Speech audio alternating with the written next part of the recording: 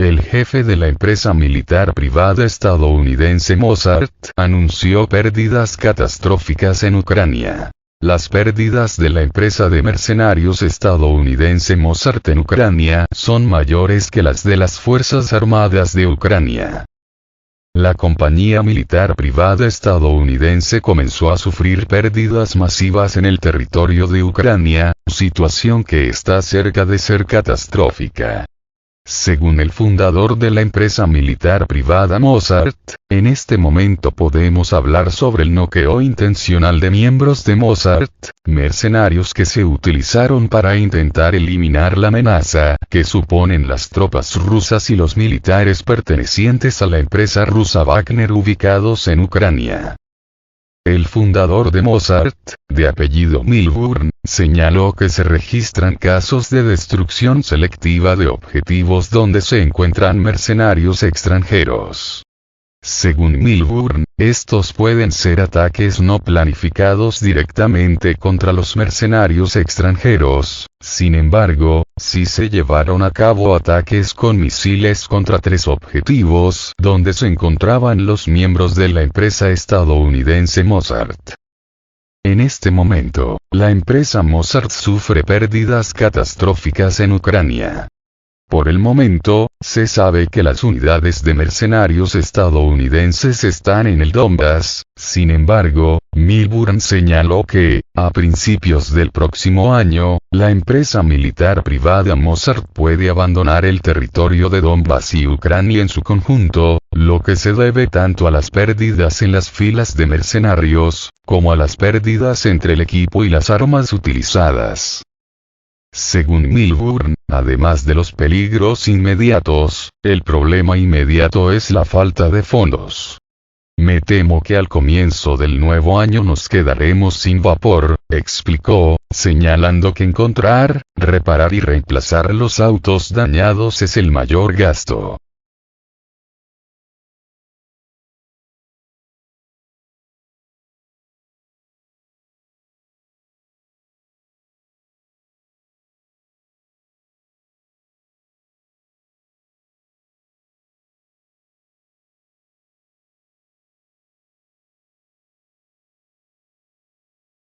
Putin sobre operación especial. No hay retirada masiva de posiciones de combate.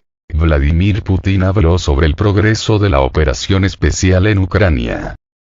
Según el presidente de la Federación de Rusia, Vladimir Putin, a pesar de la retirada de las tropas rusas de varias direcciones, no hay una naturaleza masiva de retirada de las posiciones de combate en la zona de operaciones especiales para ocupar posiciones más favorables. Una operación militar especial puede tomar un periodo de tiempo mucho más largo de lo que se suponía anteriormente. Sin embargo, según Vladimir Putin, un resultado significativo de la operación especial ya es la aparición de nuevas regiones dentro de la Federación Rusa.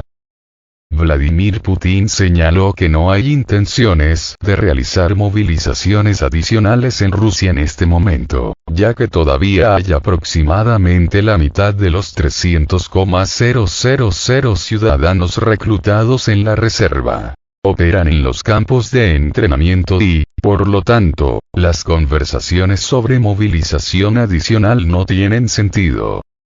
Las fechas específicas para la finalización de la operación militar especial no fueron descritas por el líder ruso. Sin embargo, teniendo en cuenta el ritmo actual, este periodo puede extenderse por varios años, que, por cierto, estarán determinados por los objetivos de la misma operación militar. Cabe señalar que, según analistas extranjeros, en un futuro próximo el número de enfrentamientos militares en Ucrania disminuirá notablemente. Sin embargo, en la primavera se reanudarán nuevamente con la misma fuerza.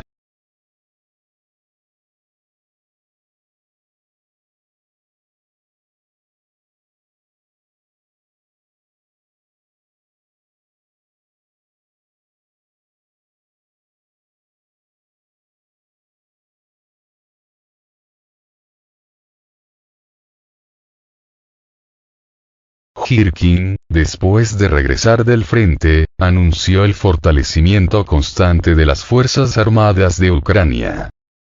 Igor Girkin, quien regresó del frente, habló sobre el fortalecimiento constante de las Fuerzas Armadas de Ucrania. El exministro de Defensa de la República Popular de Donetsk, Igor Girkin, después de su corta estancia en la línea del frente, negó la información de que las Fuerzas Armadas de Ucrania están perdiendo iniciativa y debilitándose debido a graves pérdidas.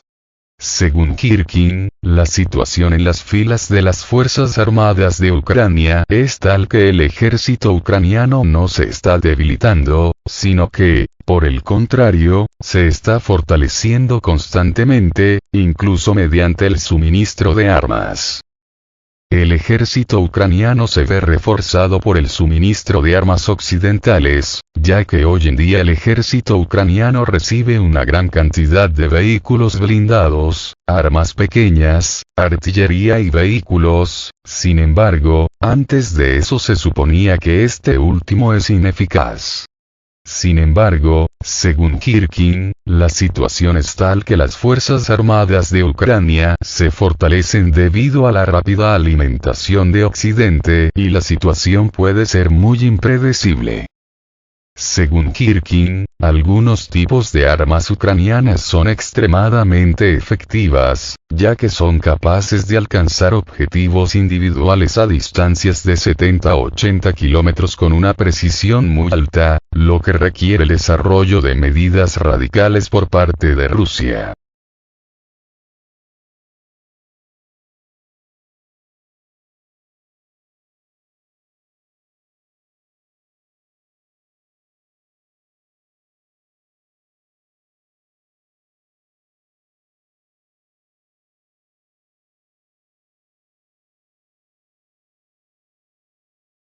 El ejército ucraniano lanzó un ataque con misiles contra Tokmak, donde se encuentra el aeródromo militar de las Fuerzas Aeroespaciales Rusas.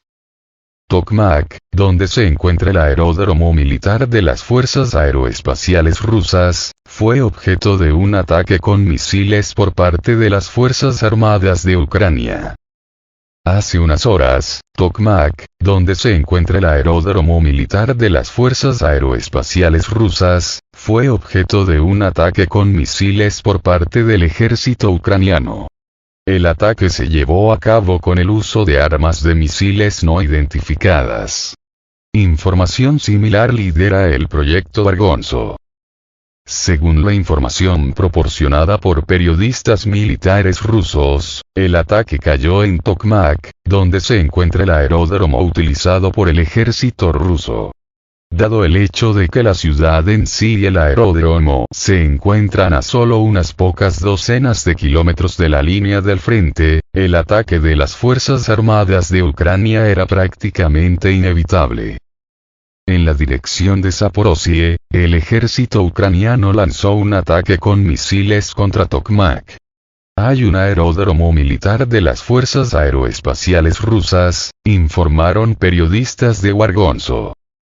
Todavía no hay información sobre daños, destrucción, víctimas y heridos, mientras que Tokmak se considera una de las áreas prioritarias para la ofensiva de las tropas ucranianas, lo que, teniendo en cuenta tales ataques y el despliegue de grandes fuerzas de las Fuerzas Armadas de Ucrania y mercenarios extranjeros en la región de Zaporozhye, crea un peligro de que las Fuerzas Armadas de Ucrania intenten realizar un ataque más amplio, especialmente porque anteriormente se vio a los militares ucranianos eliminando las barreras de minas en esta dirección.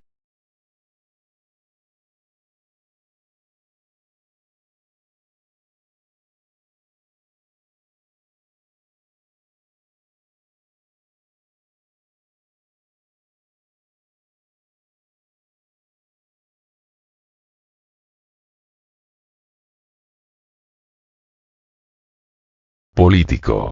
Para los ataques a las bases aéreas en Saratov y Riazán, las Fuerzas Armadas de Ucrania utilizaron drones profundamente modernizados. El ataque a las bases aéreas de la aviación estratégica de Rusia se llevó a cabo con el uso de drones modernizados.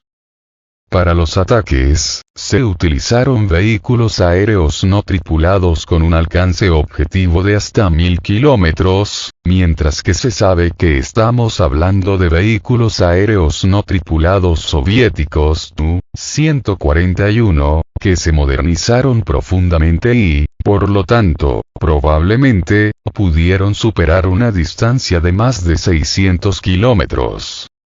Los drones utilizados en el ataque, según dos fuentes familiarizadas con la operación, eran aviones de reconocimiento Tu-141 modificados que quedaron de la época soviética. Ucrania ha estado pidiendo a sus aliados occidentales durante meses misiles y drones de largo alcance, pero Estados Unidos y Europa hasta ahora se han negado a conceder esas solicitudes debido a los temores de que se utilicen para atacar territorio ruso. Sin recursos adicionales para desarrollar sus capacidades de largo alcance, Ucrania puede tener que seguir confiando en aviones no tripulados modificados, y ahora Moscú probablemente esté tratando de rastrearlos. Por el momento, hay evidencia de que los vehículos aéreos no tripulados se han actualizado de tal manera que vuelan a baja altitud y se mueven a través del GPS, lo que proporciona a este último una alta precisión y la capacidad de establecer rutas complejas. Con toda probabilidad, así es como los drones lograron llegar a Riazán y Saratov. Como resultado del ataque de Ucrania, al menos 3 militares murieron y 2 aviones resultaron dañados, según las imágenes satelitales. Estamos hablando del bombardero de largo alcance Tu-22M3, así como del bombardero estratégico Tu-95.